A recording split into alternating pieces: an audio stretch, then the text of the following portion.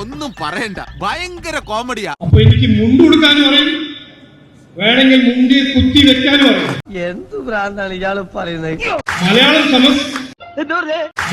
സമസ് ഓ ചളവാക്കും. അയ്യേ യവന് മലയാളം അറിഞ്ഞൂടാണ്. മലയാളം സംസാരിക്കാനേ പറയും. ഇപ്പൊ കറക്റ്റ്, അല്ലെങ്കിൽ പിള്ളേച്ചൻ നുണ പറയുന്നതായിരിക്കും. മലയാളത്തിൽ തെറി പറയാനും പറയും. എങ്ങനെയുണ്ട് എന്റെ പെർഫോമൻസ്?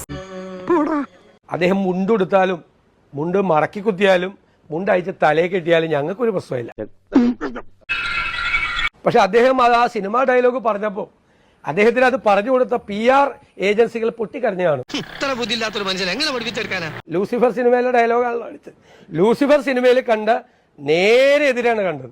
അവമാനിക്കരുത്, ഞാൻ നല്ലൊരു കുടുംബത്തിൽ പറഞ്ഞവനാണ്. നീ നല്ല കുടുംബത്തിൽ പറഞ്ഞു, ഞാൻ പിന്നെ മറ്റേ കുടുംബത്തിൽ പറഞ്ഞാണല്ലോ. പിന്നെ അദ്ദേഹം തെറി പറയണമെങ്കിൽ പറഞ്ഞോണ്ട് അദ്ദേഹത്തെ പഴയ BJP-ക്കാർ ഇഷ്ടംപോലെ തെറി പറയുന്നുണ്ട്. നിർത്തി അവമാനിക്കുവാണെന്ന്. അപ്പൊ അദ്ദേഹം അവരോട് വേണമെങ്കിൽ തിരിച്ചു തെറിയും പറഞ്ഞോട്ടെ. ഞങ്ങൾക്ക് യാതൊരു വിരോധമില്ല. ഞങ്ങളെന്നും വരട്ടാനൊന്നും വേണ്ടി വരണ്ട. പെട്രോൾ ടാങ്കിനടുത്ത് തീപ്പെട്ടുമായിട്ട് വരുന്നോടാ റാസ്കൽ. ഒന്ന് കേരളത്തെക്കുറിച്ചോ കേരള രാഷ്ട്രീയത്തെക്കുറിച്ചോ കേരളത്തിന്റെ ഒരു പാരമ്പര്യത്തെക്കുറിച്ചോ സാമൂഹ്യ രാഷ്ട്രീയ ചുറ്റുപാടുകളെക്കുറിച്ചോ കേരളത്തിലെ വരികളെക്കുറിച്ചോ പോലും അദ്ദേഹത്തിന് അറിയില്ല. എന്നെ കൊണ്ട് പറയിപ്പിക്കണം. നിന്റെ പരിപാടി തീർത്ത് തരാണ് ഞാൻ. അല്ലെങ്കിലും നീയൊന്നും എന്നെ അർഹിക്കുന്നില്ല.